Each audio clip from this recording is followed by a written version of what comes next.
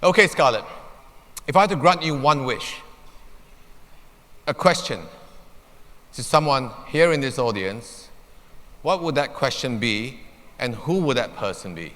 Scarlett?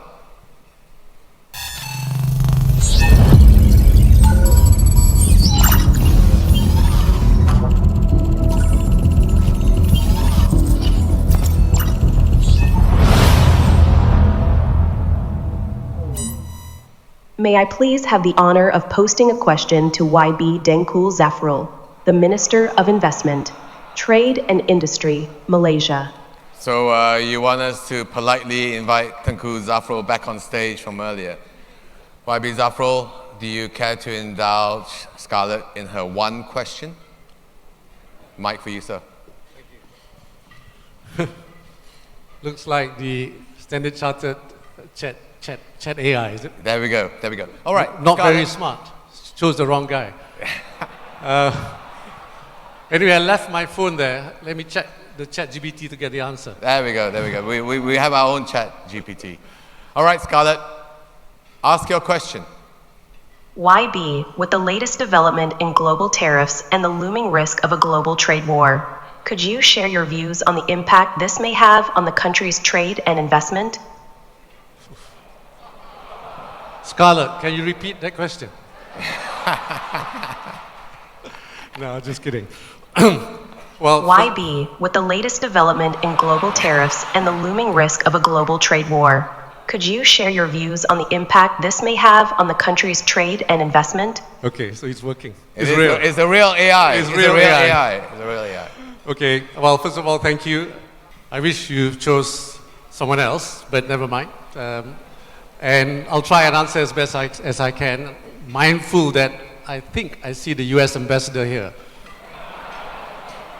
Please, Ambassador Kagan, you okay, right? So for Malaysia, as you know, we are very much an open economy. If you look at our trade versus GDP, based on 2024 numbers, about 175%. So we are very much an open economy. And obviously, a decision that was made, that was announced on 1st of April. And in fact, today, 9th of April is when effective day of the tariff for everyone, including Malaysia, will have an impact to our economy. Ambassador came to see me a few days ago, and I asked him that question, how do you get to 24%? Right?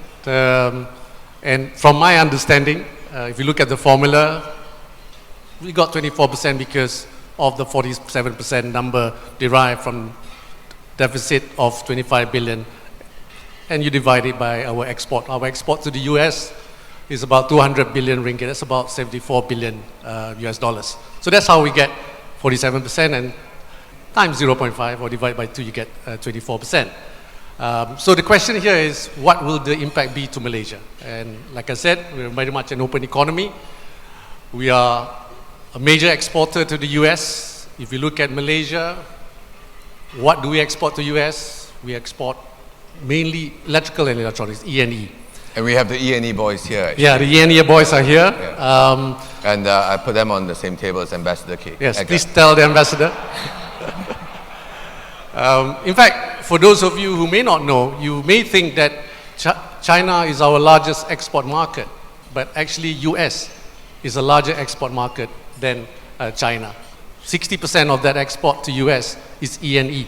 So if you look at the impact, of course, E&E sector will be the most impacted by this decision. Yes, we heard there's some exceptions, right, for semiconductors, but if you look at semiconductors, it's about 50% of that 60%. So the impact is quite great to Malaysia. What have we done? We have activated a Geo-Economic Command Center, which is chaired by the Prime Minister.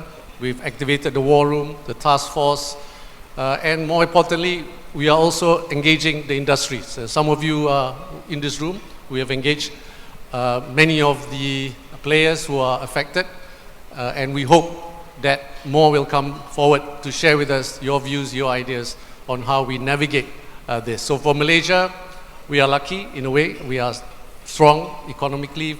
We don't expect this tariff to be well, as negative as others. If you look at our GDP growth, this year we're targeting 4.5 to 5.5%.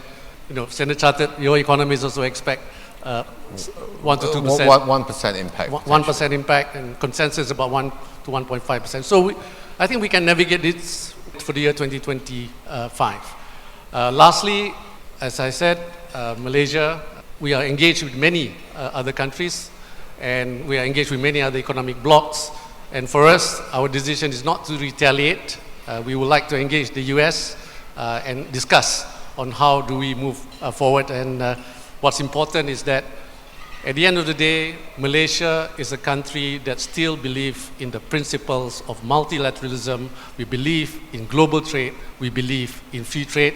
And I think this is why Malaysia, as chair of ASEAN, we need to ensure that at the end of the day, I know we've got our team ready to go and negotiate with the US, but what's important is that we must always protect Malaysia's interests first. Thank you.